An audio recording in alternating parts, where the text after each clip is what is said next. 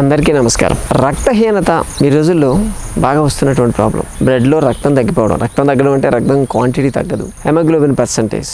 Haemoglobin తగ్గడం వల్ల మన బాడీలో ఉన్నటువంటి రక్తం క్వాలిటీ తగ్గుతుంది. తగ్గితే ఏమవుతుంది, మనం తీసుకున్నటువంటి ఆక్సిజన్ హెమోగ్లోబిన్ ద్వారా క్యారీ అయ్యి సెల్కి వెళ్తుంది. అక్కడ ఉన్నటువంటి ఆ కార్బన్ డైఆక్సైడ్ తీసుకొని మళ్ళీ రిటర్న్ వస్తుంది. ఇది జరుగుతుంది. ఎప్పుడైతే హెమోగ్లోబిన్ పర్సంటేజ్ తగ్గిందో ఉన్నటువంటి సెల్స్కి ఈ ఆక్సిజన్ కార్బన్ డైఆక్సైడ్ ఎక్స్చేంజ్ అనేది తగ్గిపోతుంది. చాలామందికి ఉంటుంది, పేల్గా ఉంటుంది ఫేసు, అలాగే కళ్ళ కింద తీస్తే తెల్లగా అయిపోతుంది. గోళ్ళు కూడా కొంతమందికి తెల్లగా అవుతాయి. నీరసంగా ఉంటుంది, ఎప్పుడు వాపులు, బాడీలో సడన్గా వాపులు వస్తాయి. జాయింట్ పెయిన్స్ కూడా ఉంటాయి. కళ్ళు తిరిగినట్టు కావడం, ఏ పని మీద ఇంట్రెస్ట్, ఎంత తింటున్నప్పటికీ కూడా నీరసంగానే ఉంటుంది. కొంతమందికి బ్రీతింగ్ ప్రాబ్లం వస్తుంది, కొంచెం ఆయాసంలాగా వస్తూ ఉంటుంది. 4 అడుగులు వేయంగానే డీప్గా బ్రీతింగ్ తీసుకోవాల్సి వస్తుంది. ఇటువంటి సిమ్టమ్స్ అన్నీ కూడా కొంచెం తక్కువైతే హార్ట్ మీద కూడా ఎఫెక్ట్ చూపిస్తుంది. సో ఈ రక్తహీనతని తగ్గించుకోవడానికి ఏం చేస్తుంటారు, ట్యాబ్లెట్సే తీసుకుంటుంటారు. ఎందుకంటే ఐరన్ ట్యాబ్లెట్స్ అని చెప్పి వీటిని వాడుతూ ఉంటారు. ఐరన్ ట్యాబ్లెట్స్ తీసుకుంటే దాని యొక్క సైడ్ ఎఫెక్ట్స్ దానికి ఉంటాయి ఖచ్చితంగా. ఐరన్ ట్యాబ్లెట్స్ వాడితే ఏమవుతుంది, ముఖ్యంగా వచ్చేటువంటి ప్రాబ్లం కాన్స్టిపేషన్. మోషన్ ఫ్రీ కాదు. మోషన్ ఫ్రీ కాకపోతే దానికి వచ్చేటువంటి మళ్ళీ కాన్సిక్వెన్సెస్ వేరే, పైల్స్ వస్తాయి, హెమరాయిడ్స్ వస్తాయి, బీపీ పెరగడాలు, మోకాళ్ళ నొప్పులు, ఇటువంటివన్నీ వస్తూ ఉంటాయి. అటువంటివి కాకుండా మనం ఈ రక్తహీనతని మన ఇంట్లో దొరికే పదార్థాలతోనే మనం తగ్గించుకుంటే అద్భుతంగా తగ్గించుకోవచ్చు. రక్తహీనత అనేది ఒక ప్రాబ్లం కాదని చెప్తాం మేము సంజీవిని ప్రకృతి ఆశ్రమంలో. రోజుకి మనకు కావాల్సినటువంటి ఐరన్ 13 నుంచి 15 మిల్లీగ్రాములు, అంతే. గ్రామ్స్ కూడా కాదు. ఆ మిల్లీగ్రామ్స్ మనం సప్లై చేయలేకపోతే ఈ రక్తహీనత అనేది వస్తూ ఉంటుంది. మరి వీటిని చేయాలంటే ఏం చేయాలి? టాబ్లెట్ వేసుకుంటే అది ఎంతవరకు పనిచేస్తుందో గ్యారంటీ లేదు. దానివల్ల వచ్చేటువంటి సైడ్ ఎఫెక్ట్స్ ఉన్నాయి. తెలియని దయ్యానికన్నా తెలిసిన భూతం బెటర్ కదా. సైడ్ ఎఫెక్ట్స్ రావద్దు. అట్ ద సేమ్ టైం మనకున్నటువంటి ఈ ఐరన్ కంటెంట్ అనేది బాడీలో పెరగాలి. ఆకుకూరలు చాలా అద్భుతంగా పనిచేస్తాయి. తోటకూర, పాలకూర ఈ రెండు కలిపేసి గ్రైండ్ చేసేసి, అంటే కొంచెం తీసుకోండి, ఈక్వల్ క్వాంటిటీ తీసుకోండి. తోటకూర, పాలకూర, దానిలో కొంచెం గోంగూర కూడా యాడ్ చేయొచ్చు. యాడ్ చేసి గ్రైండ్ చేసేసేయండి. కొంచెం వాటర్ కలిపి దాన్ని తీసుకొని ఒక గ్లాస్, ఆ గ్లాస్లో నిమ్మకాయ పిండి, కొంచెం అల్లం యాడ్ చేసుకోండి.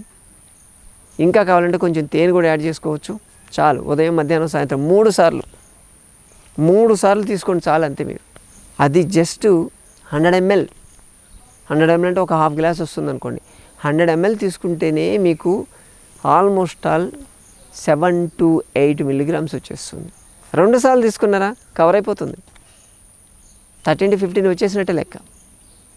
మీరు తాగండి పొద్దున, మధ్యాహ్నం, సాయంత్రం. అలాగే కొబ్బరి పాలు. ఇప్పుడు మనం దేవుడి దగ్గర కొబ్బరికాయ కొడతాం. ఆ వచ్చేటువంటి కొబ్బరిని తీసి దాన్ని గ్రైండ్ చేయండి, పిండండి, కొబ్బరి పాలు వస్తాయి. కొబ్బరి పాలు ఎక్సలెంట్. మీరు ఆల్మోస్ట్ ఆల్ ఒక అరకప్పు తీసుకుంటేనే, అంటే 50 ml కూడా కదా, 25 ml తీసుకుంటేనే మీకు 7 to 8 మిల్లీగ్రామ్స్ వస్తుందండి. కొబ్బరి పాలు చాలా బాగా పనిచేస్తాయి.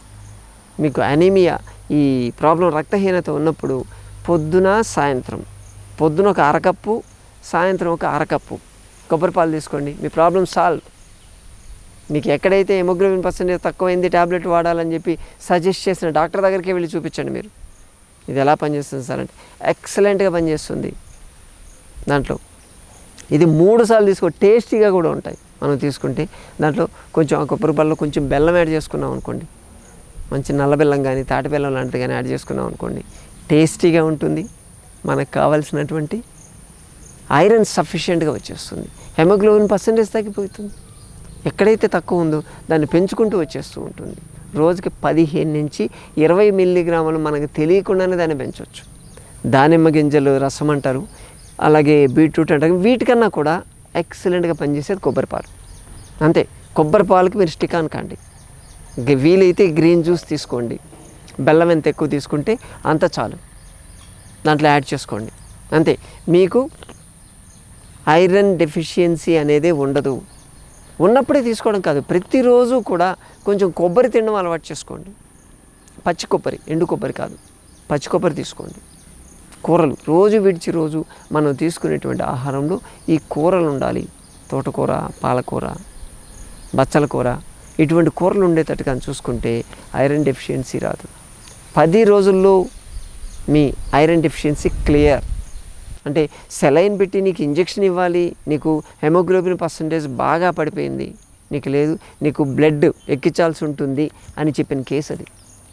అటువంటి కేసు కూడా 10 రోజుల్లో రోజుకు 3 సార్లు కొబ్బరి పాలు దాంతోపాటు బెల్లం ఇచ్చాం. బెల్లం ఒక గడ్డి ఇచ్చాం, తినండి, సపరేట్గా తినండి అని చెప్పాం. క్లియర్. వెళ్ళినటువంటి ఆ డాక్టర్ ఎవరైతే చెప్పారో ఆయన దగ్గరికి వెళ్ళి మళ్ళీ బ్లడ్ టెస్ట్ చేయిస్తే నార్మల్ వచ్చింది. ఎక్కడ చేయించుకున్నావు నువ్వు, బ్లడ్ ఎక్కించుకున్నావు లే అంటే, లేదు సార్ నేను ఇలా డైట్ ద్వారా తగ్గించుకున్నట్టే, లేదు నాకు తెలియకుండా నువ్వు ఎక్కడో బ్లడ్ ఎక్కించుకున్నావులే అని చెప్పాడంట. సరే, వాళ్ళు ఎవరనుకుంటే మనకేంటండి, మనం ఆరోగ్యంగా ఉండాలి, మన హెల్త్ అనేది మన చేతిలో ఉంటుంది. కాబట్టి మిత్రులారా, ఇటువంటి చిన్న చిన్న మోడిఫికేషన్స్, చిట్కాలు ఫాలో అవుతూ మనకు వచ్చేటువంటి పెద్ద పెద్ద ప్రాబ్లమ్స్ కూడా కంట్రోల్ చేసుకునేటువంటి అద్భుతమైన వైద్యం ప్రకృతి వైద్యం. ఈసారి మరొక వీడియోతో మళ్ళీ కలుసుకుందాం. నమస్తే.